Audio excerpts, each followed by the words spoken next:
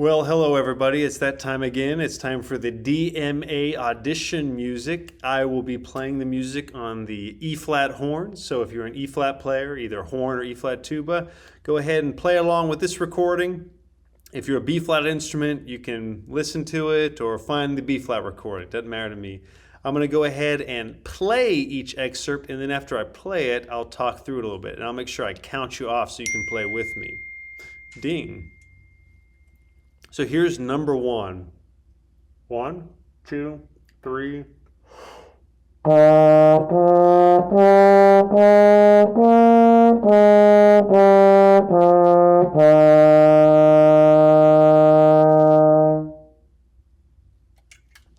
On number one, make sure you're playing with a great sound and a steady beat. Don't go too fast. The judge is not listening for how fast you can play it. They're listening for whether you're playing with a great sound, whether you're moving your valves, whether you're tonguing on every single note. So just make some music out of it. Watch those Ds. They can be a little sharp, so you want to think low on them. Maybe even drop your jaw and open up your mouth a little bit more on those Ds. Let's go on to number 2. This is God Is So Good. 1, 2, 3.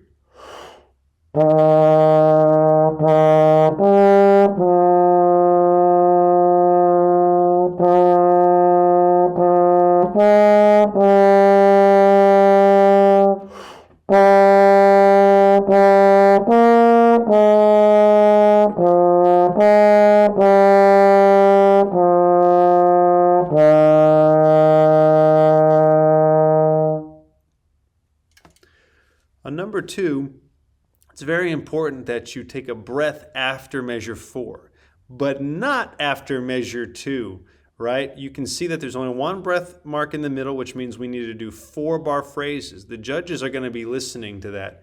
Okay, I think every alto horn player should be able to do a 4-bar phrase. If you're a really small alto horn player, maybe you need to sneak in a breath after the whole note.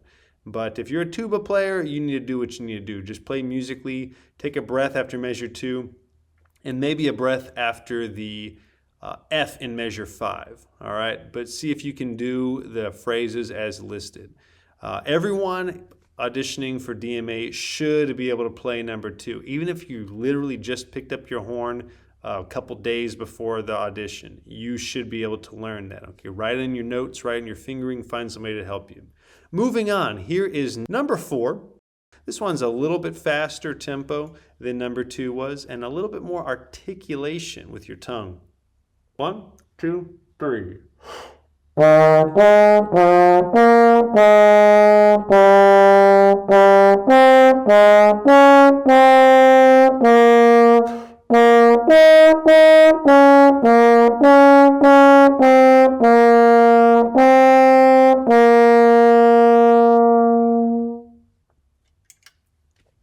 Please use a strong accented articulation. It's not listed here, but that's the way I would play it, and that's how I would recommend you play it as well. You'll notice you start off at forte, and you'll maintain a forte volume all the way until measure 8, which will have a slight decrescendo.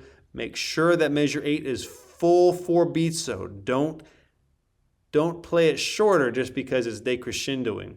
Also, please note these are all B flats. We have no B naturals in this one. Number 5 is kind of a tongue twister, especially measure 3 and 4. So I would recommend starting it slowly, but let's go ahead and play it first. We can talk about it afterwards. So here's number 4 at a good steady tempo. I'll count off 1, 2, 3, breathing on 3. 1, 2.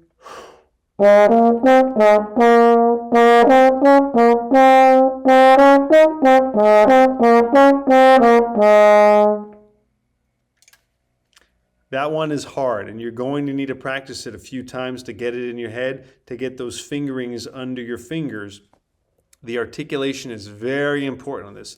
Accent on the slurs and staccato on the tongues. You can see where it says smile in measure 2. No, it's not smile, it's simile, which just means similar. Play it the same way. So every measure should be like that. Ta, ta, ta, ta, ta, ta, ta, ta. And then, of course, measure 3 and 4, all those eighth notes should be short unless they're slurred. Ta, ta, ta, ta, ta, ta, ta, ta. Does that make sense? So what I would do is I would play it a little slower when you're starting out. So measure 3 and 4 very slowly. Ready? All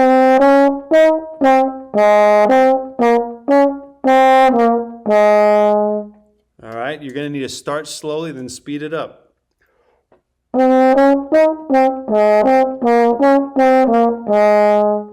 It's hard, but you can do it with some practice.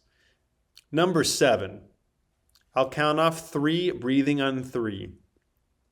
1, 2.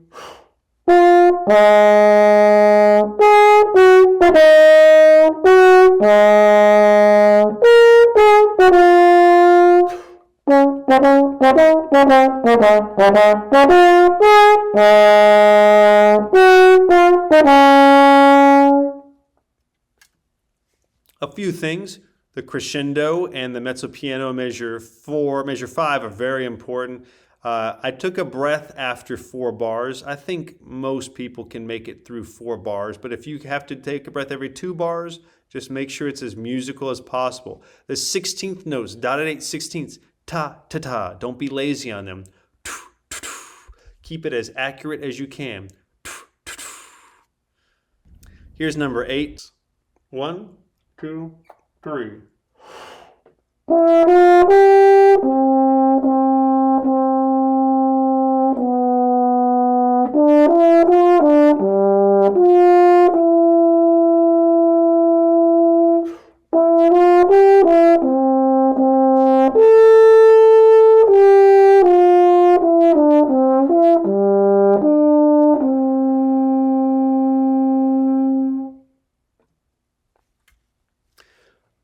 One of the things I would warn you against as a soloist is do not play so soft that you sacrifice your beautiful sound, right? If you're trying to play that pianissimo and then the notes barely coming out and your lips are making all kinds of funny noises, that's too soft, okay?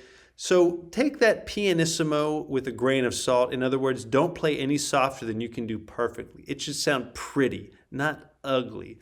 All right, think about pretty meaning, or piano meaning pretty. Another thing, make sure that you still are using your rhythm.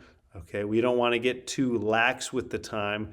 Don't want to play too slow, too fast, but you can add some nice vibrato on these notes. If you don't know how to do a vibrato, go Google how to do vibrato on a brass instrument and watch some people play with a vibrato. But that can make all the notes sound a little bit nicer too and more pretty. That's a fun one to do. Watch out for that F sharp in measure 1, 2, 3, 4, 5, 6. A good thing to do is practice that A to that F sharp. Maybe the first time it doesn't go so well. Maybe try it again.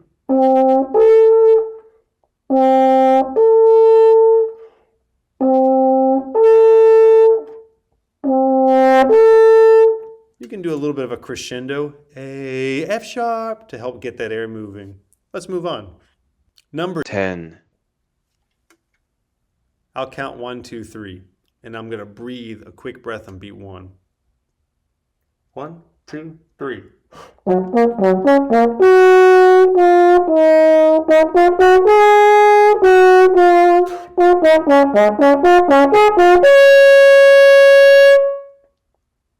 So this one's short, but it's really tricky, really challenging. There's a lot of angular movement. Bum, bum, bum, bum, bum, bum, bum, bum, bum. You've got to be able to hear your partials in your ear. Your embouchure has to know what it's doing.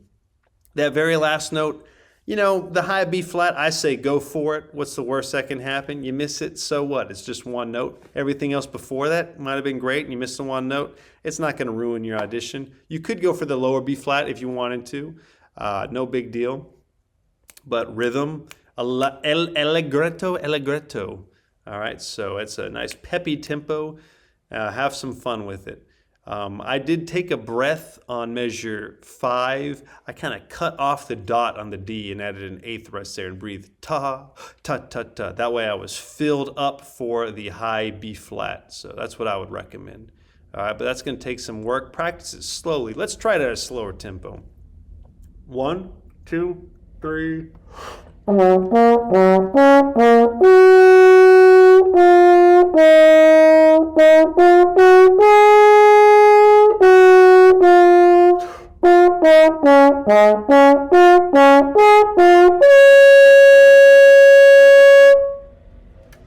All right, you can do it. Here's number 12. I'll give you 1, 2, 1. 1, 2.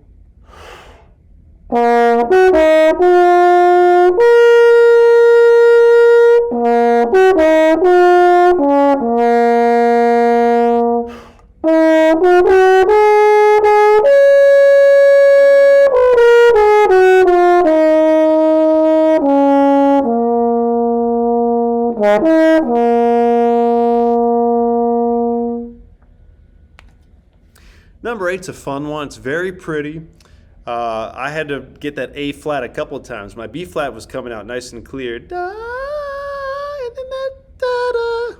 I got to really hear that in your head. So practice that a little bit if you need to. Keep it flowing. It shouldn't sound too da, da, da, da, da. Very legato. Da, da, da, da, da. The B flat, the high B flat, does have a tenuto marking on top. I mean, honestly, it's going to sound pretty weighted when you get there, so you don't need to do too much with that. Just don't rush your tempo. Keep it moving, keep it flowing. Even that second to last measure, maybe you can slow down just a little bit. Da, da, da, da. Yeah, take your time on it. Here's number 13.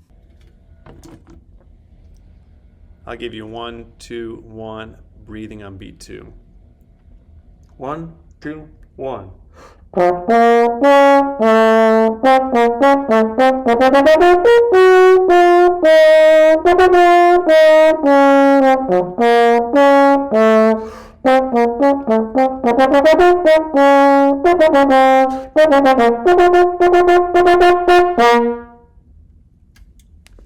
The tempo I played it at right then was a single tonguing tempo. I think for this one, you probably should not need to double tongue. Just as fast as you can single tongue is the tempo you want to go. So maybe what you want to do is look at measure 4 and how fast can I single tongue that?